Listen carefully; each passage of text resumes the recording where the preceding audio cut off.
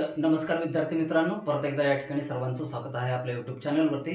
तर मागच्या पिरियडमध्ये आपण पाहिलं होतं की हिमालयाची काय निर्मितीच्या काय बद्दल या ठिकाणी जी कारणं दिलेली होती त्याच्या संदर्भात चर्चा केलेली होती आणि हिमालयाच्या संदर्भात जी महत्त्वपूर्ण वैशिष्ट्ये किंवा प्राथमिक माहिती जी होती त्याच्याबद्दल पूर्णपणे चर्चा केलेली आहे. तर चला तर मग काय हिमालय या चॅप्टरला सविस्तरमध्ये आपण काय करू, सुरुवात करू.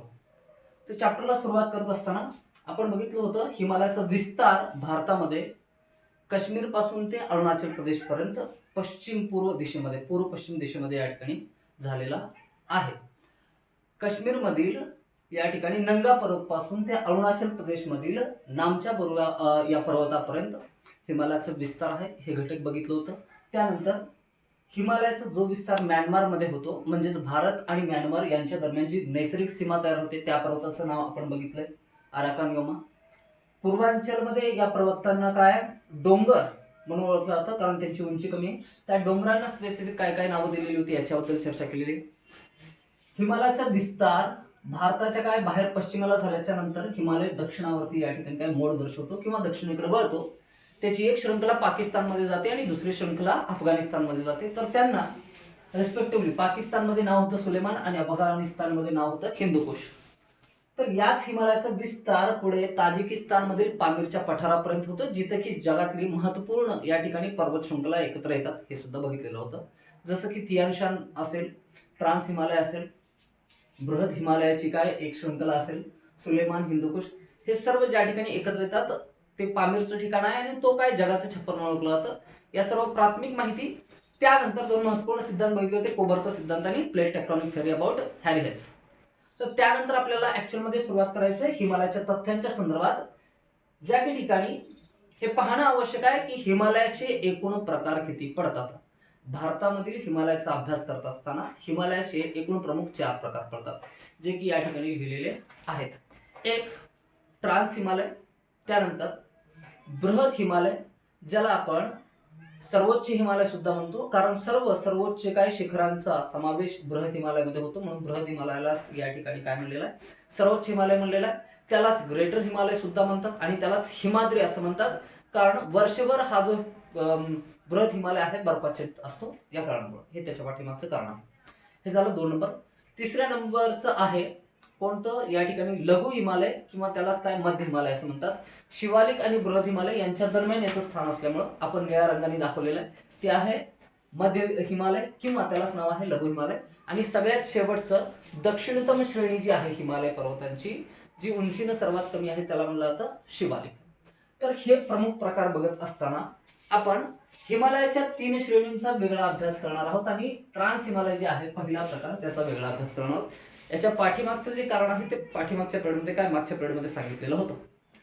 तर रिझन असं आहे की ट्रान्स हिमालय जो आहे तो भारतीय द्वीपकल्पाचा भाग नाही, किंवा असं म्हणता येईल तेथीस समुद्रातील गाळापासून तयार झालेला काय ट्रान्स हिमालय नाही. आपण 2 पर्वत श्रेणी बघितलेल्या होत्या, एक कुनलुन पर्वतरांग उत्तरेला असलेली आणि एक हिमालयाची पर्वतरांग, यांच्या दरम्यान तिबेटचं पठार आहे हे आपण बघितलं होतं. या सर्वांची निर्मिती कुनलुनची आणि त्याच्यानंतर बृहद हिमालयाची निर्मिती जी आहे ती तेथीस समुद्रातील गाळाच्या उत्थानामुळे झालेलं होतं. याच्या बाबतीत 2 थिअरीज सुद्धा बघितलेले होते. मात्र ट्रान्स हिमालय जी आहे, ट्रान्स हिमालयाची निर्मिती ही बृहद हिमालयाच्या निर्मितीच्या अगोदर 2 ते 3 करोड वर्षांपूर्वी, म्हणजे 11 करोड वर्षांपूर्वी बृहद हिमालयाची निर्मिती झालेली होती आणि 13 ते 14 करोड वर्षांपूर्वी काय ट्रान्स हिमालयाची निर्मिती होती. युरेशियन जे प्लेट आहे, युरेशियन प्लेटचा हा भाग आहे. ट्रान्स हिमालय म्हणजे काय, जो युरेशियन प्लेट आपण मागच्या चॅप्टर मध्ये सांगितलं होता त्याचा दक्षिणतम तो भाग आहे, जो उंच सकल प्रदेश आहे, त्यालाच ट्रान्स हिमालय असं म्हणतो. आणि हा जो नवीन काय अर्बाचीन हिमालय आपण बघतो, कोणता, बृहद हिमालय, मध्य किंवा लघु हिमालय आणि शिवालिक हिमालय यांचा ज्याच्यामध्ये समावेश होतो, हे जे हिमालय आहे ते तेथीस समुद्रातील काय गाळापासून यांचं काय निर्मिती काय प्रक्रिया झालेली होती, यांच्याबद्दल चर्चा झालेली. म्हणून अभ्यासाच्या दृष्टिकोनातून ट्रान्स हिमालयाचा आणि बाकीच्या इतर 3 पर्वत श्रेणींचा अभ्यास काय वेगळं करणं पर्याप्त या ठिकाणी ठरतं. चला तर मग आपण काय करू, ट्रान्स हिमालयाबद्दल या ठिकाणी काय अगोदर चर्चा करू. ट्रान्स हिमालय झाल्याच्या नंतर आपण काय त्या बाकीच्या 3 प्रकारांबद्दल आपल्याला बघता येईल.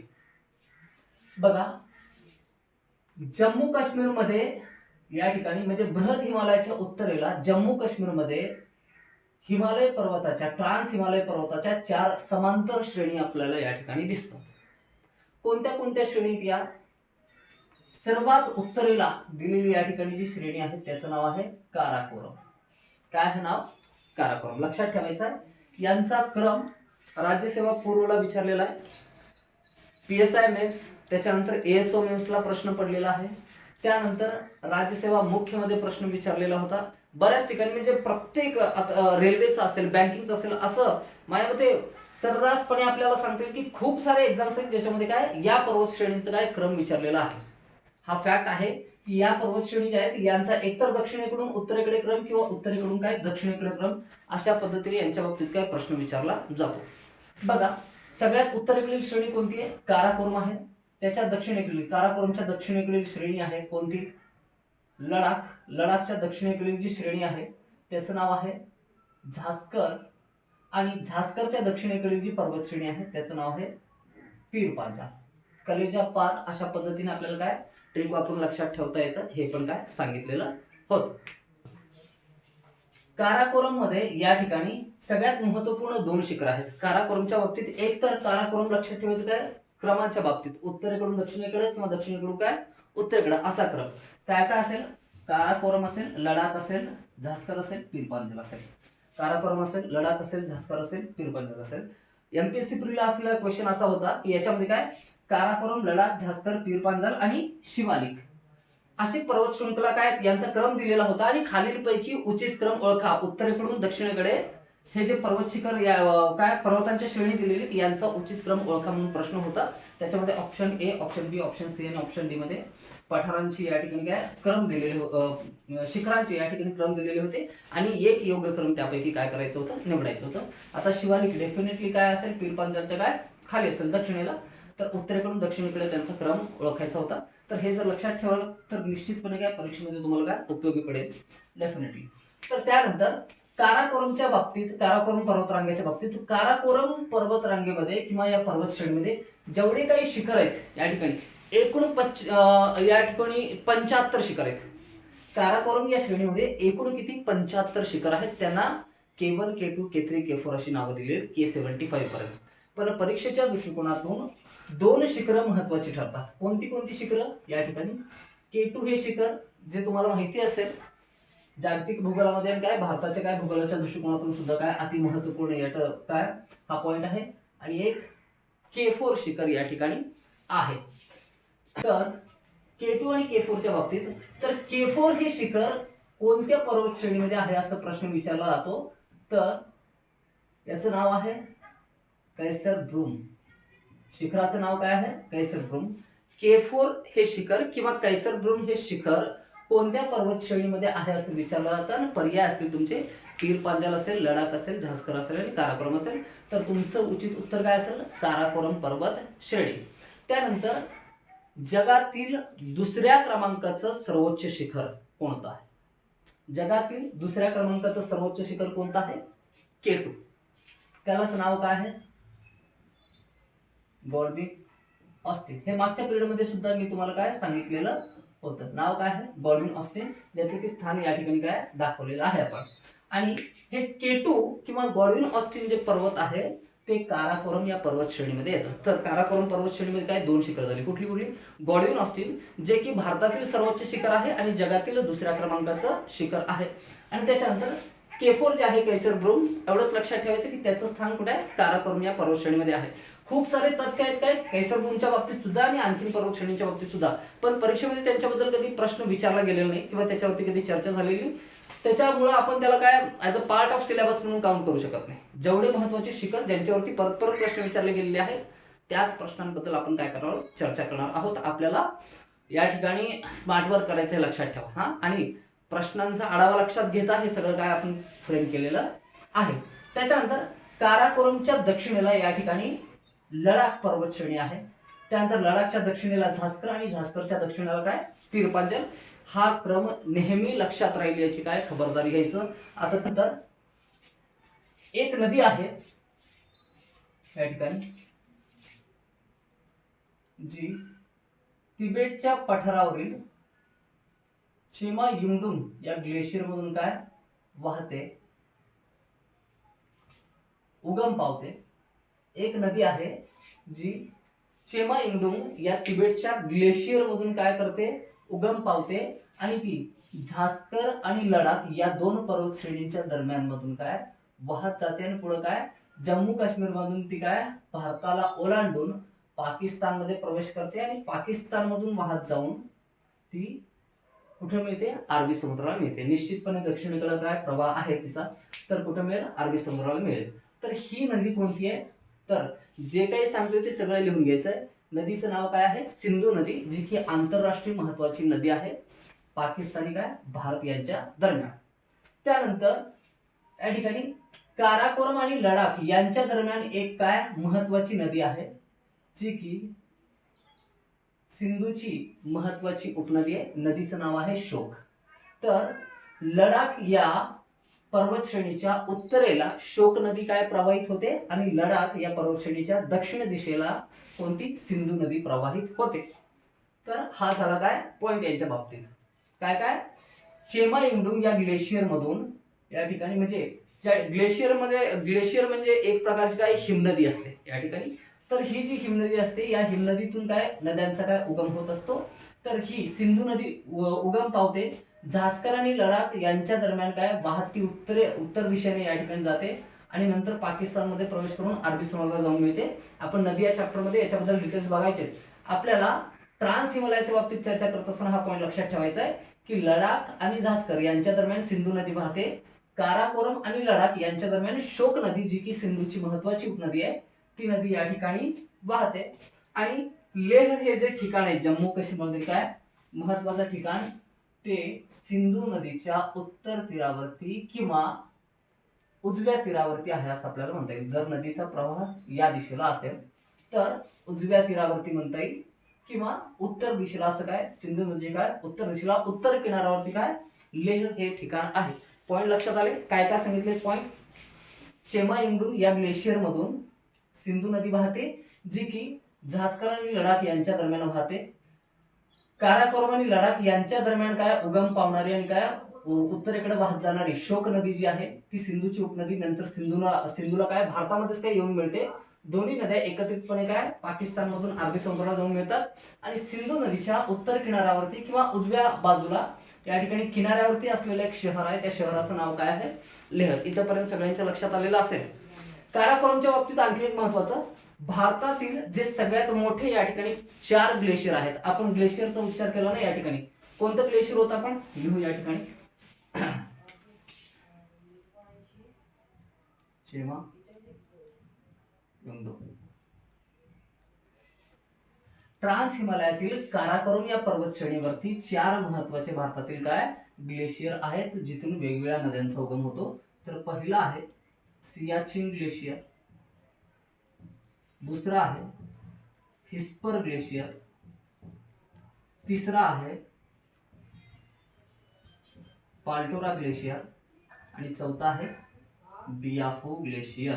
या ग्लेशियरच्या संदर्भात काय प्रश्न विचारला गेलेला आहे, सियाचिन ग्लेशियर कोणत्या पर्वत श्रेणीमध्ये आहे, काराकोरम, लडाख, जास्कर आणि पीर पांजाल. हिस्पर ग्लेशियर कुठे आहे, बाल्टोरा ग्लेशियर, बियाफो ग्लेशियर किंवा भारतातील सगळ्यात मोठं ग्लेशियर कोणतं आहे.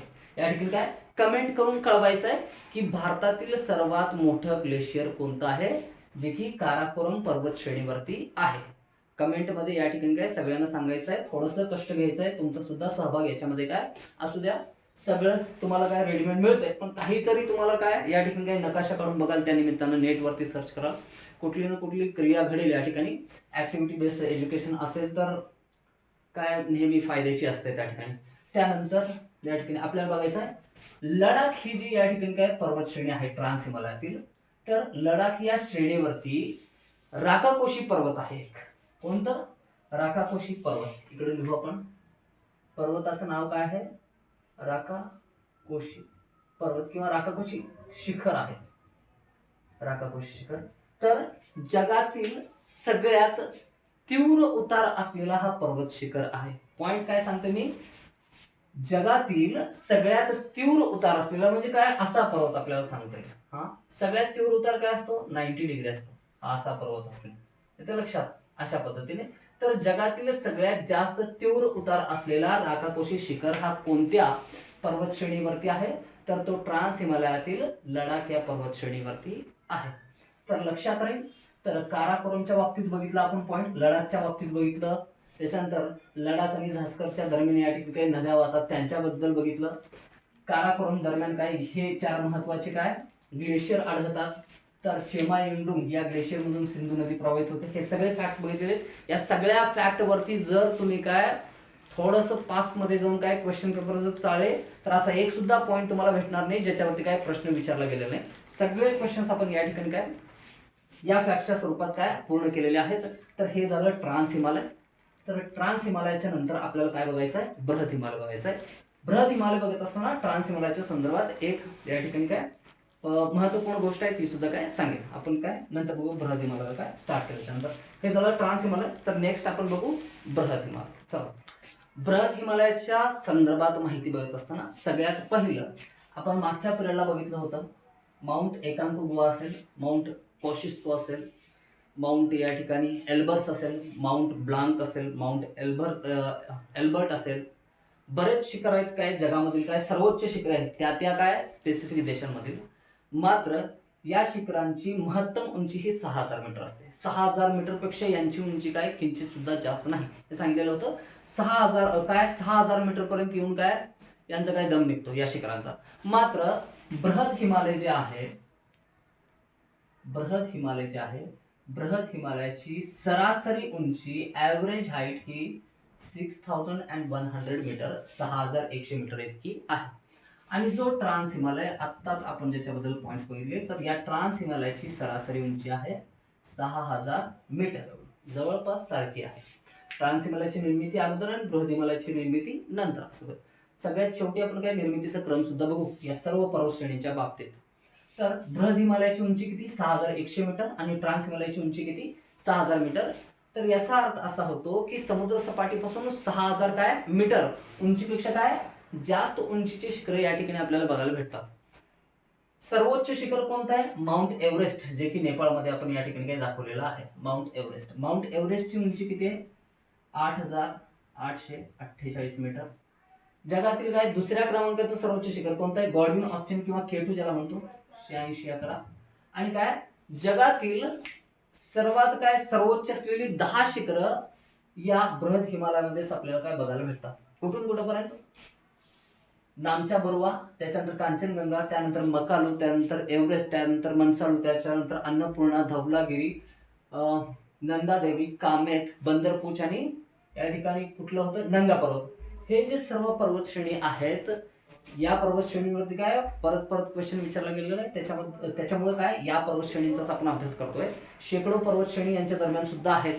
या ठिकाणी बद्रीनाथ आहे, त्रिशूल आहे, असे बरेच शिखरे काय या ठिकाणी उत्तराखंडमध्ये सुद्धा बघायला भेटतात.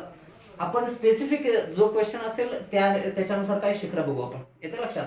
तर हे जे सर्व शिखर आहेत यांची उंची जवळपास 8000 मीटर किंवा 8000 मीटर पेक्षा जास्त आहे.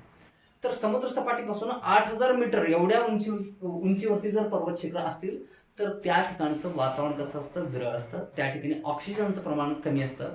त्या ठिकाणी काय हिमवृष्टी ही खूप प्रमाणात होते. म्हणून बृहत हिमालय आणि ट्रान्स हिमालय यांच्यावरती वनस्पती जीवन आढळत नाही. पॉइंट लक्षात येतोय? बृहत हिमालय आणि ट्रान्स हिमालय या ठिकाणी वनस्पती जीवन आणि त्याचबरोबर प्राणी जीवन सुद्धा आढळत नाही. आपण पॉइंट नंतर बघू. काही अपवादात्मक या ठिकाणी थंड प्रदेशामध्ये काय येणारे काही वनस्पती अपवाद जे असतात किंवा जे प्राणी जसं की आपण हिमालयन चित्ता बघितला असेल, त्यानंतर आपण अस्वल बघतो हिमालयामध्ये राहणारे. तर पांढऱ्या केसांचे जे अस्वल आपल्याला बघायला भेटतात तर ते आपण नंतर वातावरण हा चॅप्टर बघत असताना त्याच्यामध्ये बघू. सध्या लक्षात ठेवायचं बृहत हिमालय आणि ट्रान्स हिमालय यांच्यावरती कोणत्याही प्रकारचं प्राणी जीवन किंवा वनस्पती जीवन आढळत नाही. तर हा जो मध्य हिमालय आहे, मध्य हिमालयावरती वनस्पती असतात. त्याच्यानंतर काय गुडघ्यापर्यंत वाढलेले काय गवताळ प्रदेश असतात. त्या ठिकाणी मोठे मोठे उंच झाडं या ठिकाणी काय आपल्याला बघायला भेटतात, जसं की देवदार असेल, स्प्रूस असेल, पाईन असेल. तर असं निसर्गरम्य वातावरण आणि एकदम आल्हाददायक म्हणजे उंचीवरचा सुद्धा प्रदेश आहे हिमालयाचा आस्वाद सुद्धा घेता येतो, आनंद सुद्धा घेता येतो. तर पर्यटनासाठी काय सगळ्यात या ठिकाणी काय लोकप्रिय असलेला प्रदेश कोणता आहे? मध्य हिमालय किंवा लघु हिमालय असं म्हणतो. आणि शिवालिक जे आहे या ठिकाणी पर्जन्याचं प्रमाण हे हिमालयाच्या पायथ्याशी सगळ्यात जास्त आहे. त्याच्यामुळं सर्वात दाट वनस्पती, सर्वात दाट जंगले कुठे आढळतात? हिमालयाच्या पायथ्यालगत शिवालिक पर्वतावरती आढळतात. कुठे आढळतात? शिवालिक पर्वतावरती. या ठिकाणी बिलकुल काय वनस्पती आढळत नाही, प्राणी जीवन आढळत नाही. हे पर्यटनासाठी काय उत्तम या ठिकाणी काय हिमालय आहेत. आणि जे शेवटचं शिवालिक पर्वत आहे या ठिकाणी वनस्पतींची संख्या किंवा घनता काय जास्त आहे. हा झाला पॉइंट. तर हेच काय ट्रान्स हिमालयाच्या संदर्भात काय सांगायचं होतं, जे की रिलेट करायचं होतं बृहद हिमालयासोबत. लक्षात आलाय पॉइंट? चला तर मग पुढे बघू आपण. त्यानंतर बृहद हिमालयाबद्दल चर्चा करत असताना बृहद हिमालयाचा विस्तार हा भारतामधील जम्मू काश्मीरमध्ये नंगा पर्वत पासून ते अरुणाचल प्रदेश मधील नामच्या बरुआ या पर्वतापर्यंत झालेला आहे असं सांगितलेलं होतं. आणि शेकडो 8000 मीटर पेक्षा काय जास्त उंचीचे पर्वत शिखरे आपल्याला या बृहद हिमालयामध्ये पाहायला भेटतात. तर ट्रान्स हिमालयाचा विचार करता आता या ठिकाणी ह्या पर्वत शिखर, हे जे पर्वत शिखर या ठिकाणी लिहून दिले, हीच पर्वत शिखर का लिहिली? याच लिहिलेल्या पर्वतांविषयी काय पश्चिमेकडून पूर्वेकडे किंवा पूर्वेकडून पश्चिमेकडे काय केलेलं होतं? प्रश्न बऱ्याच वेळा विचारण्यात आलेला आहे. लक्षात कोणते कोणते पर्वत आहेत या ठिकाणी बघा, मी सांगतोय त्या पद्धतीने लिहून घ्या. नंगा पर्वत, बंदरपूज पर्वत. नंगा पर्वत जम्मू काश्मीरमध्ये या ठिकाणी. ट्रान्स हिमालयाच्या संदर्भात जेवढे काय आपण घटक किंवा फॅक्ट्स बघितले ते सर्व काय जम्मू काश्मीर संदर्भात होते. नंगा पर्वत जम्मू काश्मीरमध्ये. त्यानंतर बंदरपूज, कामेत आणि नंदादेवी. बंदरपूज, कामेत आणि नंदादेवी हे तीनही पर्वत कुठे येतात? पर्वत शिखरे उत्तराखंड मध्ये येतात, युके मध्ये येतात. या ठिकाणी उत्तराखंड, बंदरपूज, कामेत आणि नंदादेवी ही तीनही पर्वत शिखरे काय उत्तराखंड मध्ये. त्यानंतर धवलागिरी, अन्नपूर्णा, मनसालू आणि एव्हरेस्ट आणि त्याच्यानंतर मकालू ही 5 शिखरे कुठे येतात? नेपाळमध्ये येतात. त्यानंतर कांचनगंगा हे जे शिखर आहे ते भारतामधील सिक्कीम या राज्यात येतं. आणि इकडलं जे शिखर आहे नामच्या बरुआ, त्याचं स्थान भारतामध्ये नाही, ते या ठिकाणी काय चीनमध्ये त्याचं स्थान आहे, हे लक्षात ठेवा. म्हणून तो थोडासा काय भारताच्या बाहेर दाखवलेला आहे. मात्र बृहद हिमालयातील काय शिखर आहे आणि त्याचा विस्तार पूर्वेकडे काय नामच्या बरुआपर्यंत झालेला आहे. त्याच्यामुळे तो महत्वपूर्ण पॉइंट आहे, तो आपण या ठिकाणी काय दाखवलेला आहे. बृहद हिमालयातील सर्वोच्च शिखरांचा ज्यावेळेस विचार करतो तर सर्वोच्च शिखर कोणतं आहे? नेपाळमधील, नेपाळच्या किनाऱ्यावरती, नेपाळ आणि जो तिबेटियन पठार आहे यांच्या किनाऱ्यावरती, म्हणजे नेपाळ आणि चायना यांच्या किनाऱ्यावरती असलेला हा काय पर्वत आहे. पण स्थान याचं कुठं सांगितलं जातं? नेपाळमध्ये. माउंट एव्हरेस्ट कुठं आहे? त्याचं उत्तर काय सांगाल? नेपाळमध्ये आहे. तर माउंट एव्हरेस्टची उंची किती आहे? 8848. किती आहे? 8848 मीटर एवढी माउंट एव्हरेस्टची उंची आहे. आणि ते जगातील सर्वोच्च शिखर आहे. हा माउंट एव्हरेस्टच्या बाबतीत काय पॉइंट. तर भारतातील सर्वोच्च शिखर जे की बृहद हिमालयामध्ये आहे किंवा बृहद हिमालयामधील किंवा कोणत्याही हिमालयामधील भारतात असणारं सर्वोच्च शिखर कोणतं आहे असं म्हणल्यानंतर उत्तर सांगतात मुलं 8611 मीटर उंचीचं काय केटू पर्वत. तर हाच पॉइंट तुम्हाला काय क्लिअर करायचा. लक्षात ठेवा, केटू हा भारतातील सर्वोच्च शिखर तर आहे, जगातील दुसऱ्या क्रमांकाचं शिखर आहे. माउंट एव्हरेस्टच्या नंतर याचाच क्रमांक लागतो. मात्र हा बृहद हिमालयातील शिखर नाही, हा ट्रान्स हिमालयाचा पार्ट आहे, भाग आहे. तर असाच फसवा प्रश्न विचारला जातो. काय विचारला जातं? बृहद हिमालयामधील भारतामध्ये असणारं सर्वोच्च शिखर कोणतं आहे असं जर विचारलं तर या ठिकाणी कोणते कोणते? माउंट एव्हरेस्ट झाल्याच्या नंतर क्रमांक कोणाचा लागतो? कांचनगंगा याचा लागतो. बृहद हिमालयातील दुसऱ्या क्रमांकाचं. बृहद हिमालयामध्ये आपण केटूचा विचार करत नाही या ठिकाणी किंवा केफोरचा विचार करत नाही. बृहद हिमालयामध्ये एव्हरेस्ट नंतर कुणाचा क्रमांक आहे? कांचनगंगा. या ठिकाणी आपण जगातील जी काय पहिली 10 शिखरं आहेत त्यांची नावं पूर्णपणे काय लिहिलेली आहेत या ठिकाणी. तर या ठिकाणी काय एव्हरेस्ट असेल, कांचनगंगा असेल, काय मकालू असेल, धवलागिरी असेल आणि अन्नपूर्णा असेल. आणि या ठिकाणी इकडे नंदादेवी, त्रिशूल, बंदरपूज, बद्रीनाथ आणि कामेत ही 10 शिखरं या ठिकाणी दिली आणि त्यांचं स्थान कुठं कुठं आहे हे सुद्धा मी सांगेन. तर आणि फॅक्ट कोणत्या पद्धतीने लक्षात ठेवायचे हे सुद्धा सांगेन. प्रश्न कसा विचारला जातो याच्यावर सुद्धा काही चर्चा करू आपण. इथं बघा या ठिकाणी, तर भारतातील सर्वोच्च शिखर जे की बृहद हिमालयातील आहे तर ते कोणतं शिखर आहे? कांचनगंगा आहे. जगातील सर्वोच्च शिखर कोणतं आहे? माउंट एव्हरेस्ट आहे जे की नेपाळमध्ये आहे. भारतातील सर्वोच्च शिखर कोणतं आहे? केटू आहे. 8,611 मीटर, जे की बृहत हिमालयाचा भाग नाही, तो ट्रान्स हिमालयातील भाग आहे आणि तो जगातील काय दुसऱ्या क्रमांकाचं सर्वोच्च शिखर सुद्धा आहे. हे सगळे पॉइंट झाले काय बृहत हिमालयाच्या संदर्भात. आता प्रश्न ज्यावेळेस काय इथे विचारला जातो, काय जगातील जे काय 10 महत्वपूर्ण किंवा 10 सर्वोच्च शिखरे जी आहेत ती कोणती कोणती आहेत. एव्हरेस्ट आहे या ठिकाणी. तर यांचे आकडे लक्षात ठेवायची आवश्यकता नाही. जो पहिल्या क्रमांकाचा आहे दुसऱ्या क्रमांकाचा आहे त्यांचे आकडे आपल्याला माहिती आहे. ज्याचा क्रमांक पहिला आहे आणि ज्याचा क्रमांक दुसरा आहे त्यांचे आकडे काय लक्षात ठेवा. आकड्यांवरती प्रश्न विचारला जातो. त्याच्यानंतर प्रत्येक शिखराची उंची विचारली जाणार, येतं लक्षात. तर त्याच्यानंतर प्रश्न विचारला जातो की पहिली 5 शिखरे क्रमानुसार कोणती आहेत. कोणती आहेत. माउंट एव्हरेस्ट आहे, त्याच्यानंतर माउंट काय कांचनगंगा आहे, एव्हरेस्टच्या नंतर कांचनगंगा, कांचनगंगाच्या नंतर काय मकालू आहे, मकालूच्या नंतर धवलागिरी आणि धवलागिरीच्या नंतर अन्नपूर्णा, असा क्रम आहे. क्रम लक्षात राहील. काय काय एव्हरेस्ट, बघा मी सांगतोय, एव्हरेस्ट, त्याच्यानंतर कांचनगंगा, त्यानंतर मकालू, त्याच्यानंतर धवलागिरी, थोडस या पद्धतीने लिहिलेलं आहे धवलागिरी, आणि त्याच्यानंतर कोणता आहे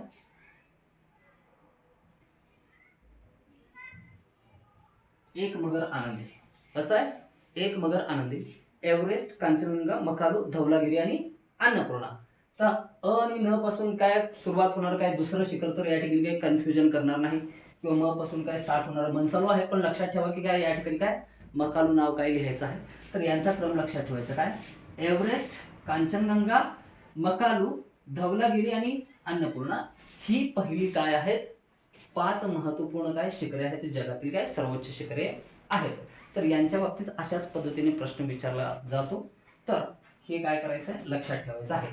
त्यानंतरची आता यांच्यापैकी माउंट एव्हरेस्ट जे आहे ते नेपाळमध्ये आहे. बघा स्थान आपल्याला काय कळेल ज्यावेळेस नकाशाचा अभ्यास होईल तुमच्या लक्षात येईल. माउंट एव्हरेस्ट या ठिकाणी काय नेपाळमध्ये आहे. या ठिकाणी मकालू जे आहे ते या ठिकाणी, माउंट एव्हरेस्ट नेपाळमध्ये, माउंट मकालू नेपाळमध्ये, माउंट मनसालू नेपाळमध्ये, धवलागिरी, अन्नपूर्णा दोन्ही नेपाळमध्ये. मात्र कांचनगंगा जे आहे ते सिक्कीम मध्ये आणि सिक्कीम भारतामध्ये, म्हणजे कांचनगंगा कुठे झाला भारतात झाला. त्यानंतर बंदरपूछ, कामेत, त्याच्यानंतर नंदादेवी, बद्रीनाथ, त्रिशूल हे जे सर्व शिखर आहेत त्यांचं स्थान कुठं आहे उत्तराखंड या राज्यामध्ये आहे. उत्तराखंडच्या राज्याच्या बाबतीत आणखीन काय एक पॉइंट सांगता येईल, कोणता की 2 महत्वपूर्ण ग्लेशियर आहेत. कोणते एक गंगोत्री ग्लेशियर आणि दुसरं यमुनोत्री ग्लेशियर. सगळ्यांना माहिती असेल गंगोत्री ग्लेशियर मधून निघणारी नदी कोणती गंगा, आणि यमुनोत्री ग्लेशियर मधून निघणारी नदी कोणती आहे यमुना. आणि या दोन्हींचा प्रवाह काय उत्तराखंडामध्ये दक्षिणेला जातो. उत्तर भारतीय मैदानावरती येऊन दोन्ही नद्या काय पूर्व वाहिनी बनतात आणि काय पूर्वेकडे वाहत जातात. आणि यमुना ही गंगेची काय उपनदी आहे. हे थोडक्यात माहिती आहे, नदी प्रणालीमध्ये डिटेलमध्ये बघायचं आहे. उत्तराखंडच्या बाबतीत काय तर खालील पैकी कोणते पर्वत शिखर उत्तराखंड पैकी नाही असा प्रश्न विचारलेला असतो. आणि ऑप्शन असतात बंदरपूछ, कामेत, नंदादेवी आणि धवलागिरी. तर यांच्यापैकी कोणतं निवडायचं आपल्याला. धवलागिरी हे जे पर्वत शिखर आहे ते उत्तराखंडचा भाग नाही. किंवा खालील पैकी कोणते घटक काय उत्तराखंड मध्ये नाही. गंगोत्री असेल, यमुनोत्री असेल, त्यानंतर मनसालू असेल आणि त्याच्यानंतर बंदरपूछ असेल. तर यापैकी मनसालू हे नेपाळचा घटक आहे, म्हणून तो त्या ठिकाणी काय असेल बरोबर उत्तर असेल तुमचं. तर अशा पद्धतीने काय क्लासिफाईड करून थोडंसं काय करायचं स्टडी करायचं आहे. लिहून घेत असताना याच पद्धतीने काय लिहून घ्या. इम्पॉर्टन्स काय काय सगळ्या पर्वत शिखरांची नंबर्स पाठ करायचे नसतात. या ठिकाणी काय क्रम जो आहे तो या पद्धतीने पाठ करायचा आहे. त्याच्यानंतर आपण हे जे काय दाखवलेले कुठून या Nanga Parbat, Bandarpunch, Kamet, Nanda Devi, Dhaulagiri, Annapurna, Manaslu, Everest, Makalu and Kanchenjunga and नामच्या पर्वत यांचा पश्चिमेकडून पूर्वेकडे किंवा पूर्वेकडून पश्चिमेकडे काय क्रम विचारला जातो तर तो लक्षात ठेवायचा आहे. त्यासाठी तुम्हाला थोडेसे एफर्ट्स घ्यायचे आहेत. तर हे शेवटचा एक पॉइंट राहिलेला आहे ग्रेटर हिमालयाच्या बाबतीत, बृहद हिमालयाच्या बाबतीत. ग्रेटर हिमालयातील जे माउंट एव्हरेस्ट आहे, जे जगातलं काय सर्वोच्च शिखर आहे, त्या सर्वोच्च शिखराला नेपाळमध्ये तिबेटियन भाषेत काय म्हणलं जातं. तिबेटियन भाषेमध्ये त्याला म्हणलं जातं शोबो लुंगमा असं नाव आहे. आणि एक स्पेसिफिक अर्थ सुद्धा आहे. जगातील सर्वोच्च शिखर असल्या कारणानं पर्वतांची राणी या अर्थानं त्याला तिबेटियन भाषेत काय म्हणलं जातं, चोमुलुंबा. प्रश्न विचारला गेलेला आहे, नोट डाऊन करून घ्यायचा होता. माउंट एव्हरेस्टला नेपाळमध्ये तिबेटियन भाषेमध्ये काय म्हणलं जातं, चोमुलुंबा, ज्याचा अर्थ काय होतो, पर्वतांची राणी. आणि त्याचे ट्रान्स हिमालय आणि बृहद हिमालय आहे यांच्यामधला हा जो रिकामा स्पेस आहे, हा इथं दाखवलेला एवढा, हा याला म्हणतात शचर झोन. तो या ठिकाणी शचर झोन. तर ट्रान्स हिमालय आणि बृहद हिमालय एकमेकांपासून शचर झोनमुळे काय झालेले, विलग झालेले आहेत. राहील पॉइंट लक्षात. माउंट एव्हरेस्टला काय म्हणतात, चोमुलुंबा असं म्हणतात, त्याच्यानंतर शचर झोन या ठिकाणी. तर हे सर्व पॉइंट्स या ठिकाणी काय आपले काय कव्हर झालेले. ग्रेटर हिमालयाच्या बाबतीत, बृहद हिमालयाच्या बाबतीत यांच्या व्यतिरिक्त आपल्याला काही जास्त कष्ट घेण्याची आवश्यकता पडणार नाही अशी आशा करतो. तर या ठिकाणी काय करू आपण, थांबू आजचा व्हिडिओ. तर पुढच्या लेक्चरमध्ये मग आपण जो अतिमहत्वाचा या ठिकाणी काय पर्वत आहे, मध्य हिमालय किंवा त्यालाच काय लघु हिमालय असं म्हणून ओळखलं जातं, तर या लघु हिमालयाच्या संदर्भात काय करायचे, चर्चा करायची आहे. तर तोपर्यंत सगळ्यांनी विश्रांती घ्यायची, अभ्यास करत राहायचा आहे. थँक्यू. थांबूया.